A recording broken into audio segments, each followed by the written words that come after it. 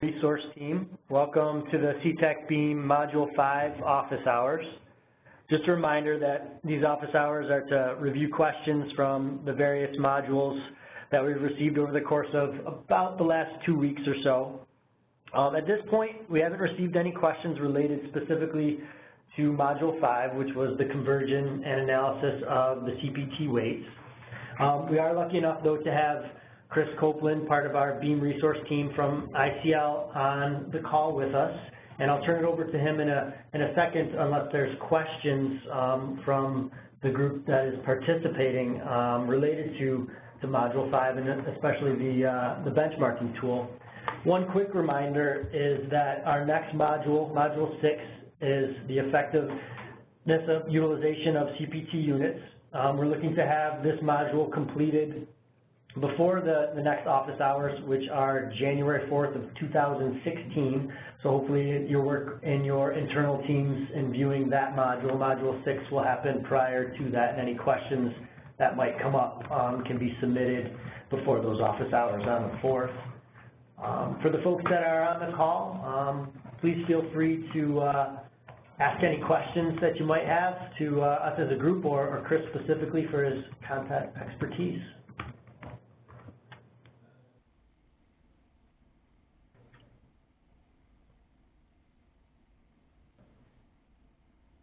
I believe everybody is unmuted, so feel free to, 1 second, we are almost on.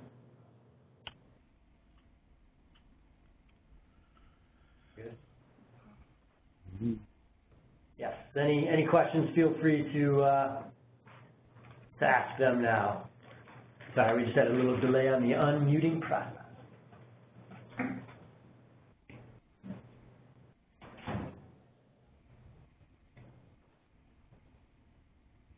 We have a few callers on. For the folks that are on, did you have any questions related to Module 5 or even any of the previous modules that you'd like to bring up now and share with the group?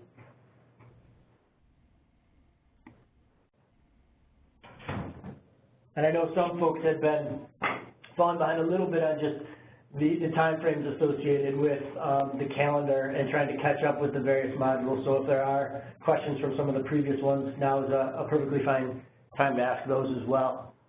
So, you know, as we kind of head toward the holiday season, it can be hard to kind of stay on task, but hopefully folks are kind of pushing through.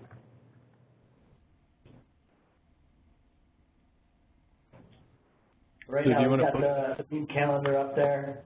I know we have a copy of the benchmarking tool as well as some of the slides from the actual Module 5 webinar itself.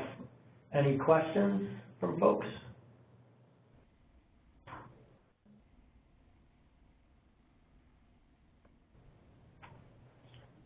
What we can do is we'll obviously be staying on the line as questions might come up or new people do join the office hours.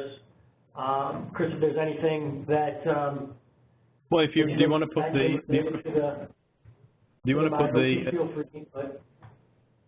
put the slide deck up from the module 5, and I can just scroll through it and talk a little bit about it, and then that might get a few questions from people. Perfect. Thank you. Sure.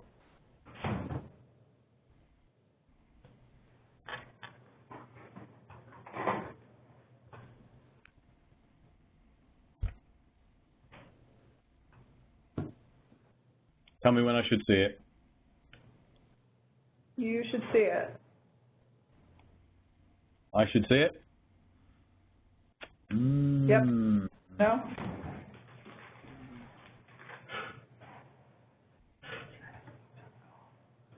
I don't see it. I've got... For the folks on the call, are you seeing the Beam calendar right now? You can see Beam calendar, yeah. Yeah. I'm trying to flip to it. I don't know why it's not. There we go. See the slide recap from last week? Are folks seeing that? Not yet. Let's share again. All right, let me pull this up a separate way. Oh, Chris has control. Chris, what happens when you click the CTEC Beam tab? Yourself? Because I did pass you the ball. Oh, you did? If you try to click on it, will it show up? Oh, I'm getting a spinning circle thing. Well, maybe we could. Yeah. Do you want to take it back again? Yep, hang on 1 second. Maybe. Sorry, folks.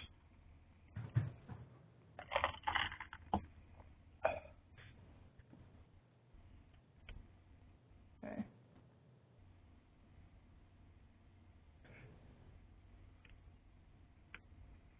Chris, can you see us kind of tabbing through the slides now? No, I think mine's frozen. Damn it. I'm going to log back into the webinar. Sorry. Okay. So as we're running through that, folks, any questions related to any of the various modules, especially Module 5, the conversion analysis of CPT weights that have kind of come up? Oh, it's there. I've got it. All right. Good work. I think am I controlling it? Yeah.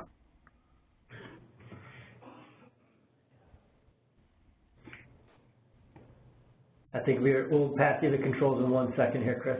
Okay, thank you. Yep, no problem. Okay.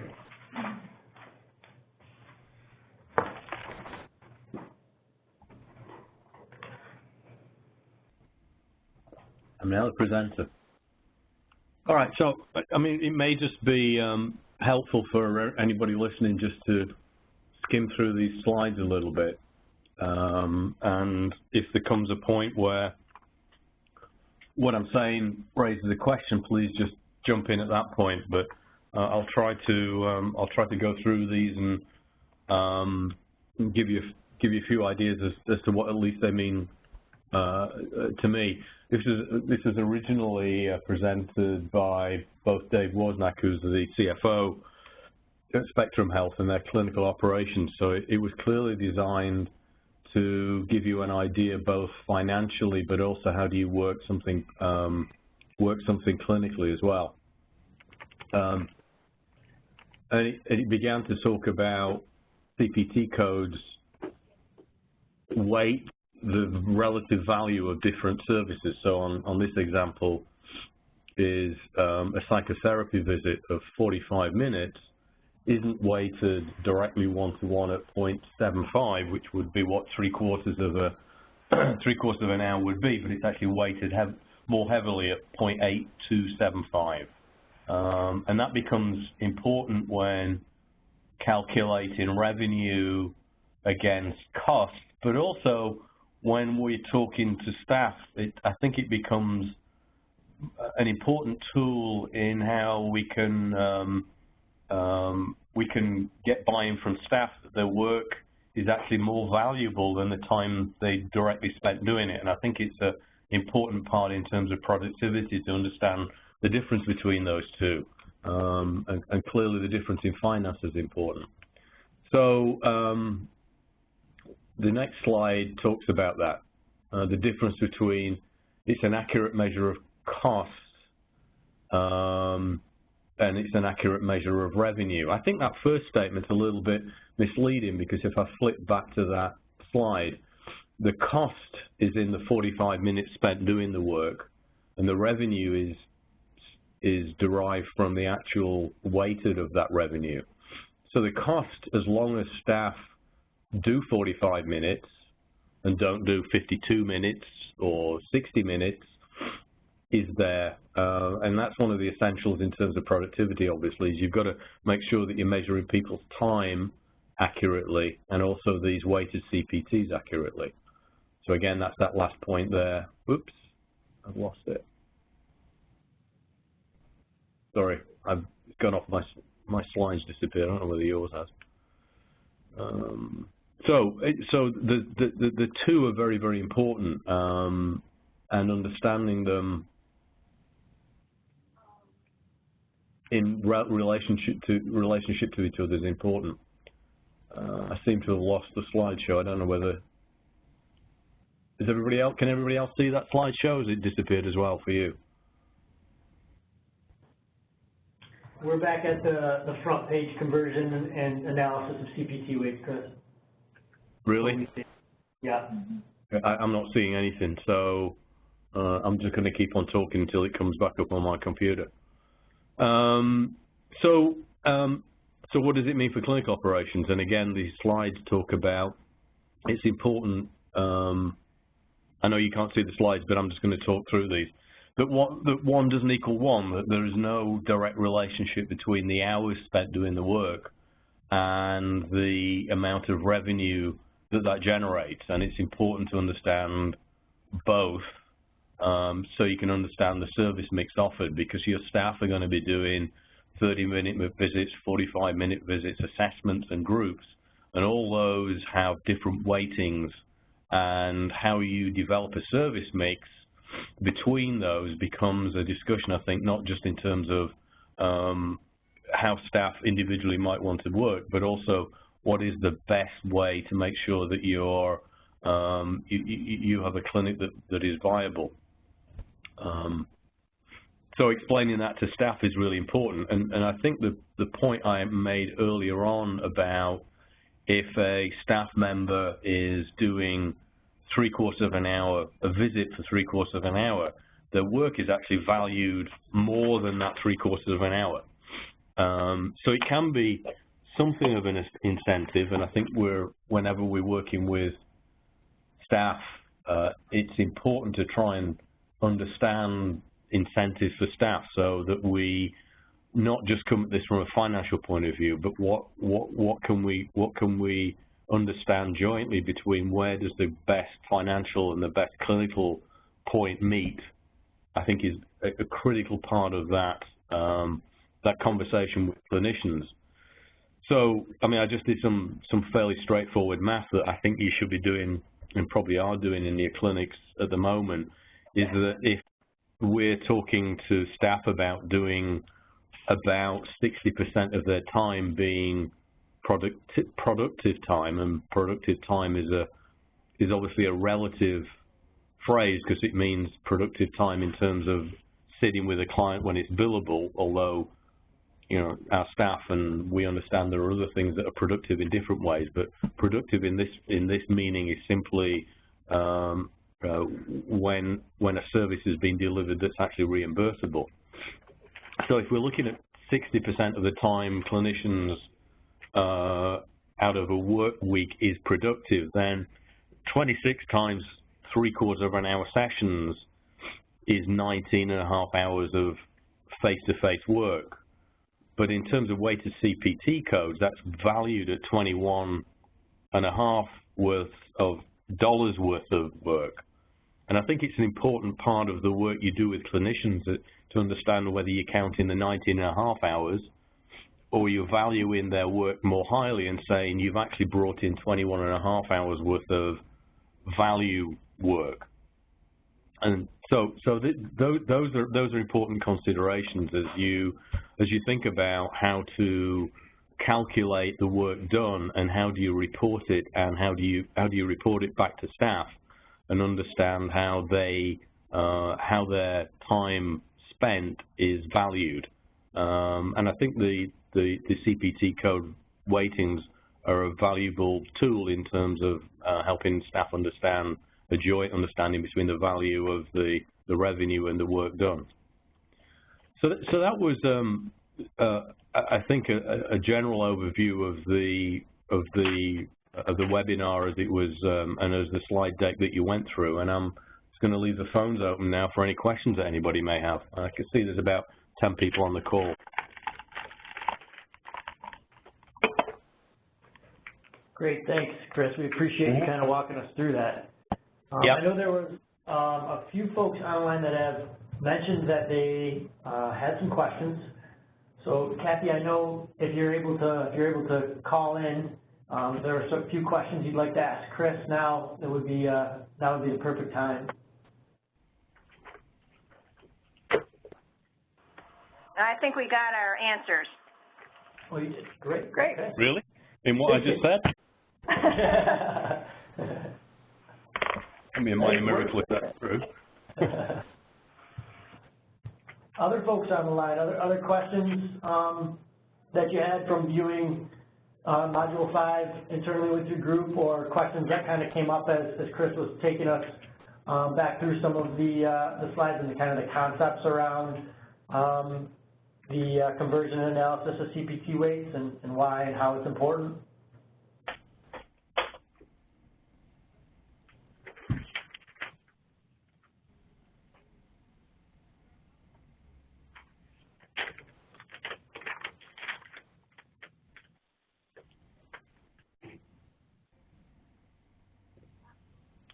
Anyone else on the line with questions?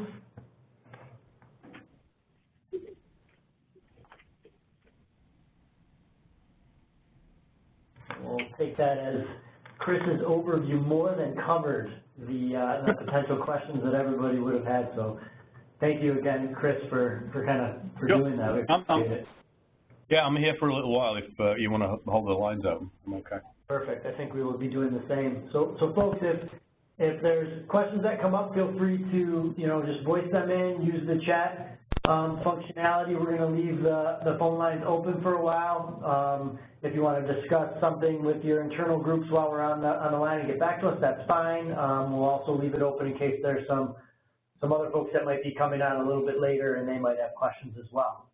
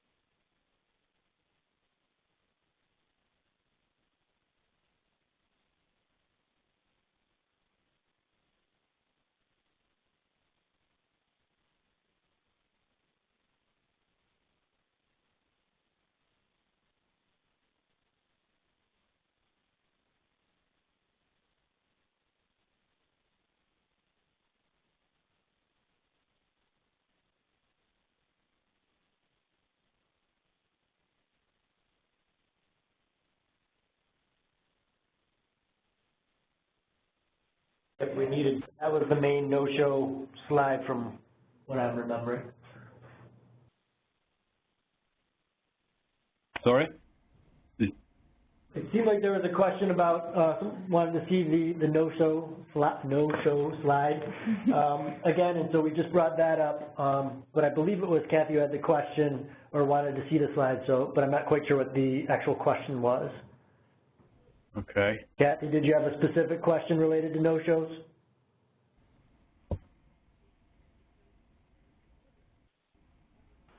No, we just didn't have a chance to read it before you went through that slide. Gotcha. Okay. Gotcha. No problem. Yeah. Yeah, it's a question that people ask all the time in terms of no-shows, and I often think I think there's sort of two ways of looking at it. One of which is the clinical implications of no-shows, and the other is the financial. And the financial one's dead easy to solve in my mind. Is that, well, sorry, nothing's easy in this world, but if somebody has a 25% no-show rate over any given period, then that clinician needs to overbook by 25% to get to their billable hours. But then there's a big clinical issue is why is that person having 25% no-shows? And I think that's something to be dealt with separately. But yeah, two very important issues, concerns around no-shows, and maybe also from a clinic point of view in terms of why as a clinic are your no-show rates high, if they are. I wasn't suggesting they were, Kathy.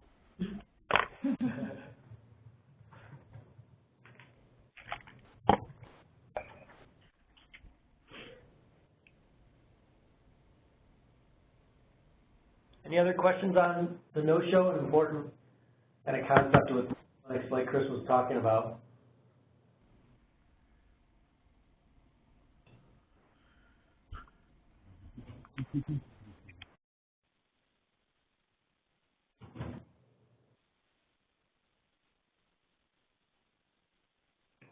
Well, we can just kind of hold, again, if folks have questions and want to answer them, we'll be staying on the line.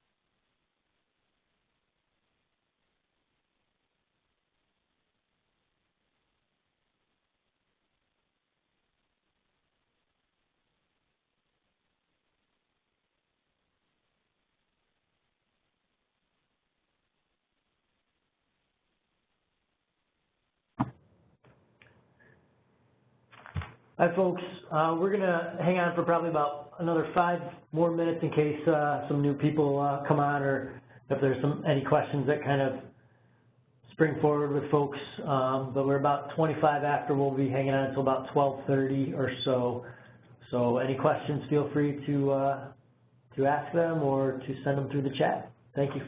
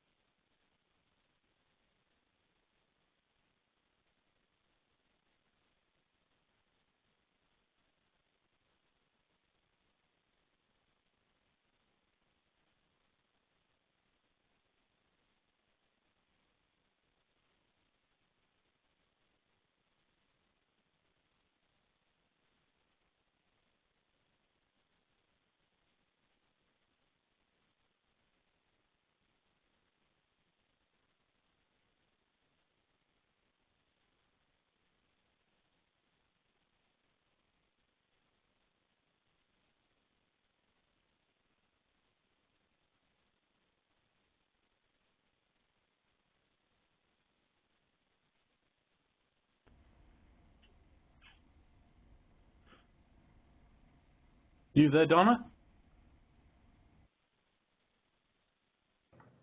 We're here, Chris. Oh, okay. We're hanging on for one more minute here. I think we're about done. All right. Oh, wait, here's one. Oh. If we're doing our 60%, what more can be done? We got a question from Kathy that said, if we're doing our 60%, so I'm thinking our direct billable time, what more can be done, Kathy, to be more fiscally viable? Is that kind of where you're going with that question? Yes. So you are achieving 60% productivity. Yes. What's your payer mix? All Medicaid?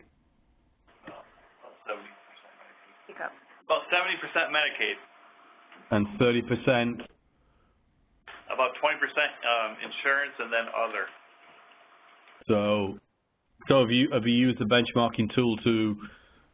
How much do you get on for the insurance, the commercial insurance, for a visit?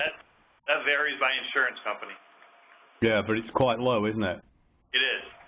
Yeah. I don't know. I frankly not entirely sure I understand how you run a clinic that's viable with commercial insurance without increasing dramatically the percentage of billable hours. I mean, if you use that within the benchmarking tool, I think you're always going to see a deficit in revenue over expenses, aren't you? Did you manage to use the tool to break even with a commercial, 20-30% commercial? We haven't really played with it too much, but I know that the between the service, so we're going to have to play with the service a little bit to see what numbers we would have to achieve, because the payer mix is probably not really under our control that much. Isn't it? You mean as an agency you have to take commercial? Yes, we don't turn anybody away. Yeah, yeah. You see, we don't take commercial at ICL, and I guess our reasoning behind that, and this is obviously for a much bigger discussion, is that folks who have commercial often have other alternatives to the clinics that we tend to run for people with Medicaid and or Medicare. So our argument is that we're here for people who have Medicaid, and that makes a huge difference in terms of revenue. The danger with, I mean, frankly, for me, philosophically, the danger with taking commercial insurance is that not being able to make ends meet means that we may not be able to provide anybody services. So that's, again, my rationalization for being a Medicaid or Medicare, should I say, dual eligibles only facility. Yeah. So, and are you a mental health agency or part of a part of county government or whatever? We have a mental health clinic and a substance abuse clinic. As an independent organization? As a nonprofit, yes. Yeah, as a nonprofit, yeah. Wow. I mean, I think what I'd be looking to do is use the tool to show, at least to yourselves, where the break-even point is with 20% commercial insurance, and then use that as a discussion with internally within the agency as to how viable that continues to be. Because it's I think with a 20% revenue of what, maybe $60 instead of $150, whatever the difference is, I don't know how you make up the difference. You'd have to run an incredibly lean clinic with very few support systems in place, or you would have to increase productivity. There aren't many places to go, I think, when you start using that. That's the value of the benchmarking tool, is it shows you what are the biggest drivers when you start playing with them. Yeah, I would agree with that. Right now we're kind of self-funding some of the deficit with our foundation, but that's not going to last forever. We're just trying to figure out how to be profitable, and if we can't be profitable, then we will have to make some tough decisions. I mean, another way of thinking about it is instead of saying we don't take commercials, is begin to figure out what percentage you can, and maybe that's 5% rather than 20%, and you have a wait list for commercials. Is another way of thinking about it, so you can meet your mission, but you're not financially crippling yourselves. Do you operate in New York State? Do we? Yes. Yeah. We're in New York City. And Office of Mental Health does not have a problem with you guys saying that we will not treat individuals with commercial insurance? No, they did a few years ago, but now the rhetoric is almost turned around in terms of saying, I mean, it's okay. I haven't heard any pushback recently. Where do you operate? We're in northern New York, Jefferson County, and I guess part of it in our substance abuse clinic, where we receive subsidy from our state agency, it's always been, when they provide that subsidy, that given that you cannot discriminate, you take anybody who comes private pays, commercial insurance. With OMH, we're fairly new OMH provider. We have not gone that route to say we're just going to treat the Medicaid population. We've kind of run it the same way as the substance abuse, except we get no subsidy from OMH.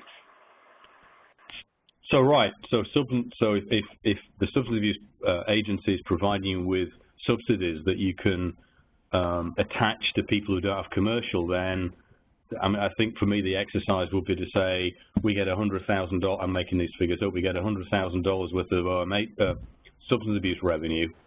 That will be how much we provide to commercial insurance as the difference.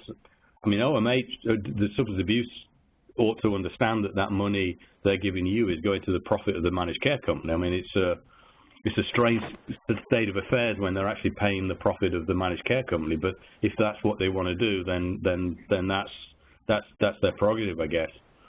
On the mental health side, if you're getting no subsidies at all, then it comes into question as to whether you can actually subsidize the service to the commercials by getting paid Medicaid rates to subsidize commercial insurances. I mean, I think that's worth thinking about internally as to whether you should be thinking about we get paid Medicaid rates to see Medicaid clients. Should any of that money be going to subsidize and offset the commercial insurance? Which is in fact what you're doing. Yes. Do you get funding from OMH? Not anymore. No. We just get the straight rate for OMH funding. The COPS and all that went away a few years ago. Yeah. Yeah. Kathy and team, are you the only clinic in a certain mile radius for folks to access clinic services in your area? No. No, so there's other clinics in town? Yes. So you're not Yes. the only game? Correct. Okay. Yeah. 4 other providers. Okay. They all take commercial as well? Yes. Probably. Yes. Yeah. Yeah. Yeah. Yeah, it's tough. I mean, I think I've done this twice now. Once I used to work in Maine and run clinics there, and we stopped taking commercial insurance there as the rates were effectively cut year after year. And when I arrived here, ICL was already in the process of stopping seeing commercial insurance. I mean, I think there is a group of people who are the working but have very poor insurance, who are the group that suffer. And I think that's where some funding would be useful. But the way, again, we used to work that certainly when I was in Maine, which I think is more akin to the funding you're dealing with where you are, was to say to the local United Ways, et cetera, that, you know, if you can give us money, then we can allow access to people with commercial insurance. Otherwise, we can't afford to do it.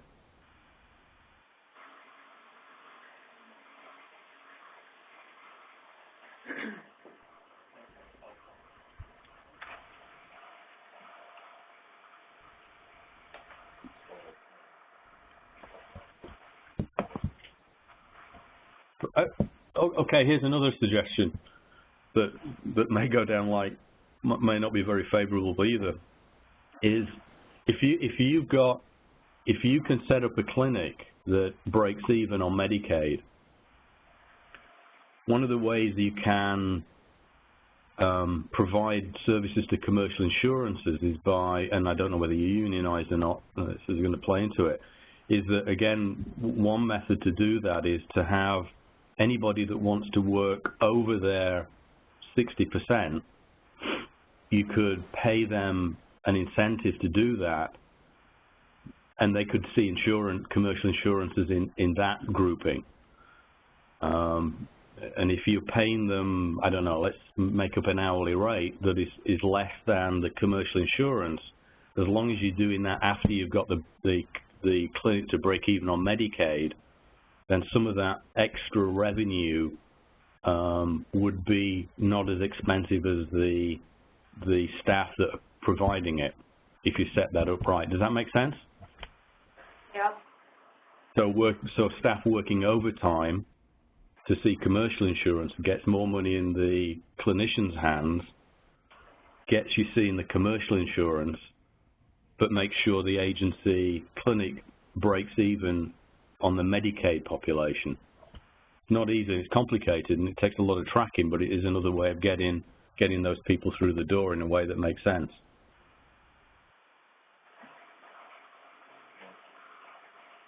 Yeah, I think we would be hard-pressed to cover expense even with, if we were just took Medicaid, we still would be, because we're a smaller clinic, just not enough volume to cover the fixed cost. So the volume isn't even there either. Yeah. I mean, that's got to be there.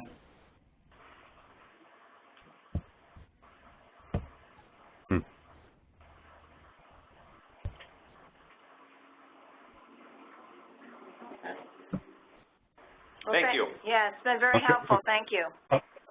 Sure, anytime. I'm good at ideas. The clinics are incredibly difficult to manage. I mean, no question about it.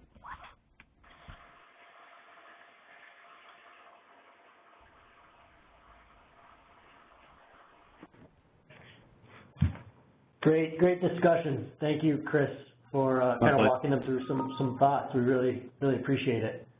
Pleasure. Any other questions that have come up to folks as they were listening through that conversation at all?